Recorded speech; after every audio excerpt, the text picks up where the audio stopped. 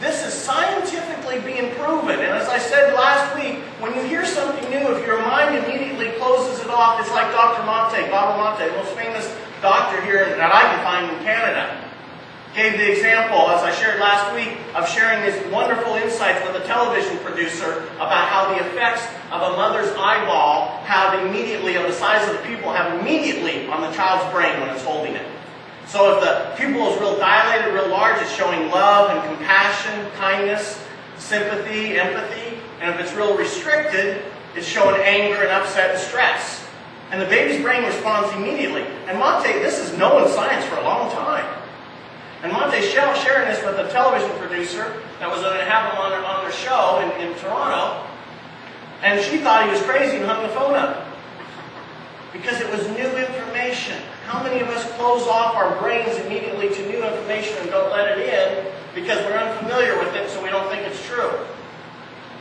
So listen to this. On top of this, our brains make no distinction between inner and outer reality. That's a bummer.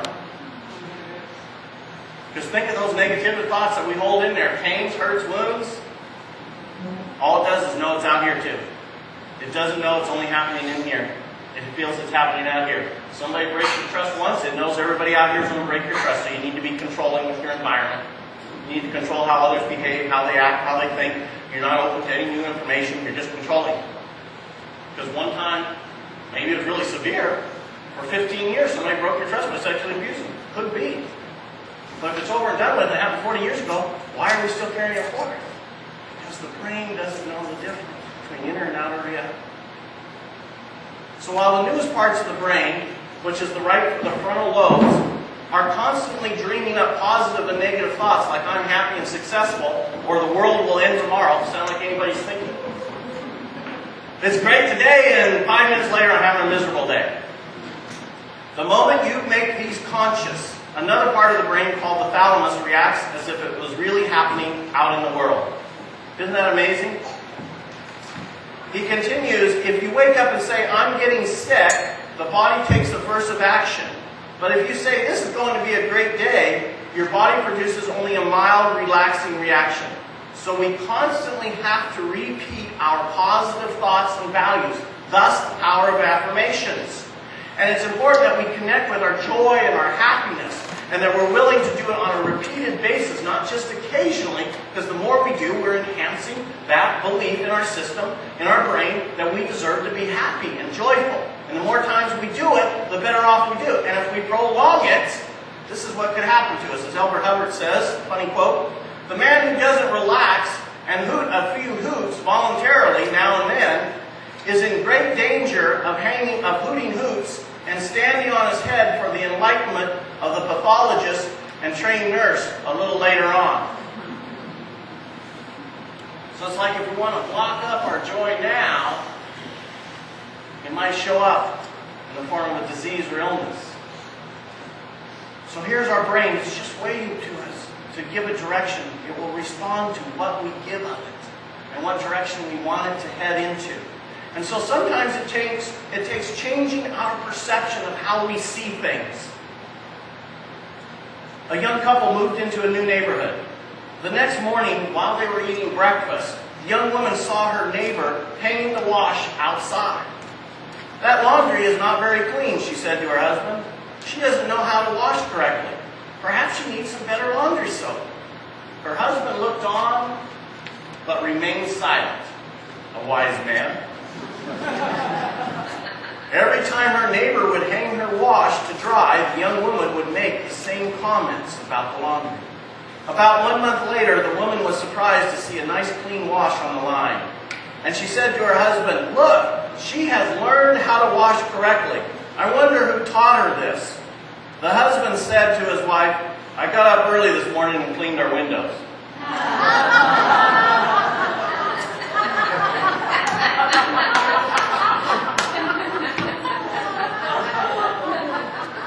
True? How many people in our life do they deserve a window cleaning takes place within our own selves? And if we could go outside and look through these windows into ourselves, how many windows do we need to clean so we can see and perceive ourselves as beautiful, magnificent human beings. And that as we hold our grace and beauty inside of us, our brain responds immediately to it, and it transforms and cleans our perception of how we see ourselves. We are beautiful human beings. We are beautiful spirits created in the image and likeness of the universe that we live within. When you go down Dallas Road and you look across at the beautiful mountains there with the snow-covered caps and all that, how do you think you see that? Through dirty eyes or clean windows? And the only reason that we can recognize that beauty outwardly is because there is beauty inwardly. And when we can look at another human being and see their beauty, yeah, we all have faults. We all have issues with our personalities. And then some. But beyond that, in the core of our being, there is this beautiful soul, this beautiful spirit, where our eternal heaven meets with our eternal consciousness here on earth.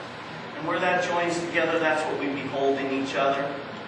That's why we say namaste. The beauty in me beholds the beauty in you. And that's why we're always working on our perception of self, because the clearer we see ourselves, and the higher and more beautiful light we hold ourselves in, the higher and more beautiful we hold each other around us in. And when we can hold ourselves in beauty, in bliss, and knowing that we are generous spirits, we see that in each other. And that energy immediately begins attracting and pulling those people, those type of people towards you. And all those that are not like that will be eliminated from your life. Now sometimes that elimination isn't easy. But when we behold ourselves in a beautiful, radiant light, that will attract to us others that are holding themselves in as beautiful, radiant lights. Wouldn't it be great if we could look out every window in Victoria, in Vancouver, in Canada, in the world, and see nothing but beautiful angels hanging on those lines? May we pray.